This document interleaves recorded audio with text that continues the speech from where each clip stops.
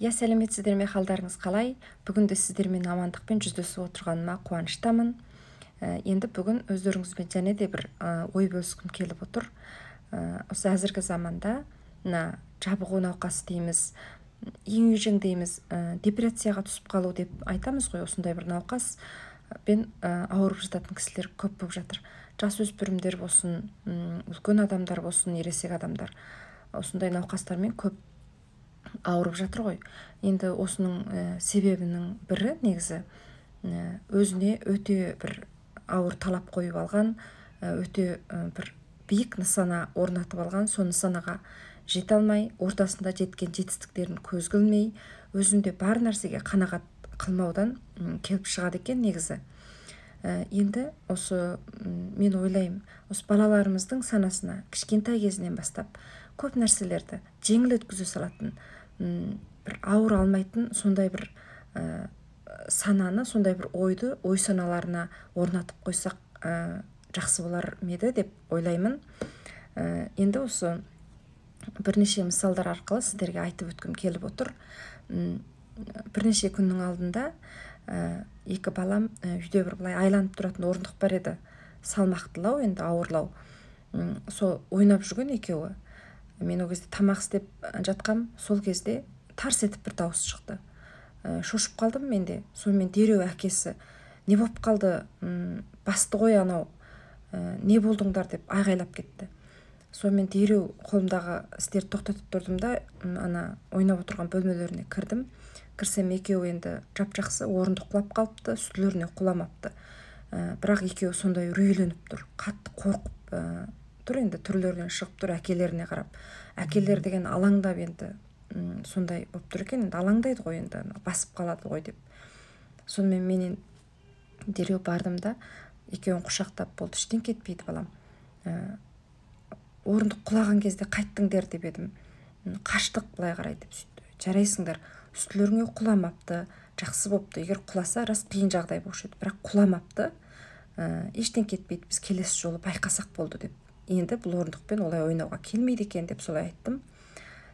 Сонымен сол кезде өзім ойладым, біз көп санды жағдайларда үлкен адамдар, баламыз мысалы жығылып қалады, сол кезде басын ұрып алмаса да, "Ой, басыңды соғасың ғой, басың жараланады ғой" деген секілді болмаған істерді солай айтып, баламызға өзіміздің даусымызбен қорқытып жібереміз, үрейлендіріп жібереміз.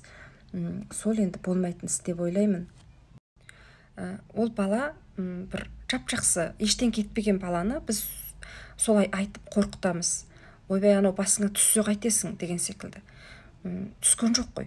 Біз неге соның жақсылық жағын көрмейміз? Түспей қалды, балам басыңа түспей қалды, сен дер кезінде қашып үлгіріпсің, жарайсың. Енді осыдан кейін байқайық деген секілді. Егер ол түскен болса, қандай жағдай болушы еді деп ақырын түсіндіріп қойсақ, бала да түсінеді ғой. Әмбе ол да солай бір ойлау тәсілін жетілдіреді. Ештен кетпеді ғой деген секілді бірден кейін жеңіл өткізетін.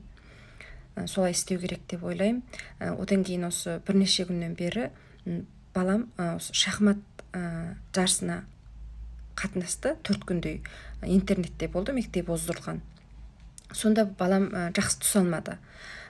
Көп рет жеңіліп қалды. Енді ортасында сол түсіп отырған кезінде әкесі абыржып, енді мен өзім шахмат жақсы білмеймін, екеуміз де жанында отырдық.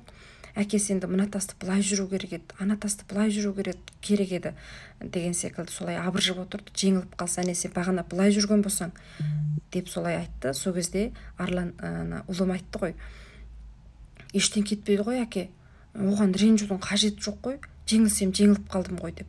Сол кезде әкесі өзі де таңғалып қалды. Расында да ғой, біз негізі көбінде балалардан да көп нәрсе үйрене аламыз.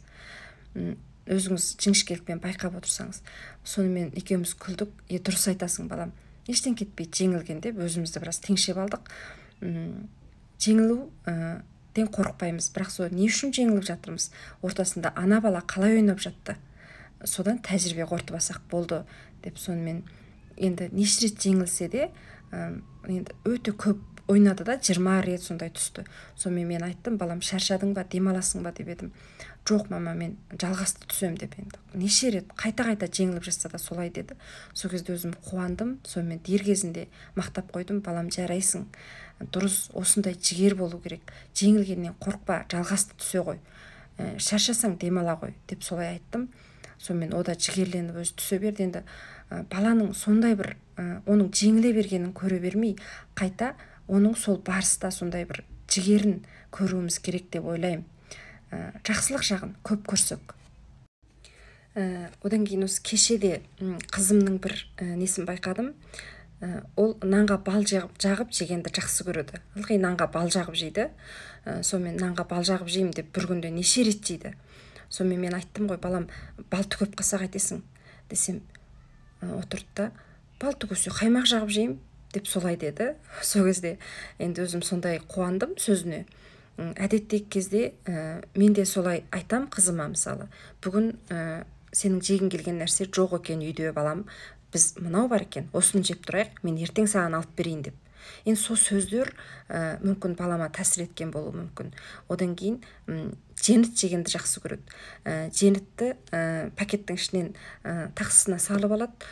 Сонымен біраз салады да, енді қалғанын мама қойып қой деп маған береді, ертең жеймін деп.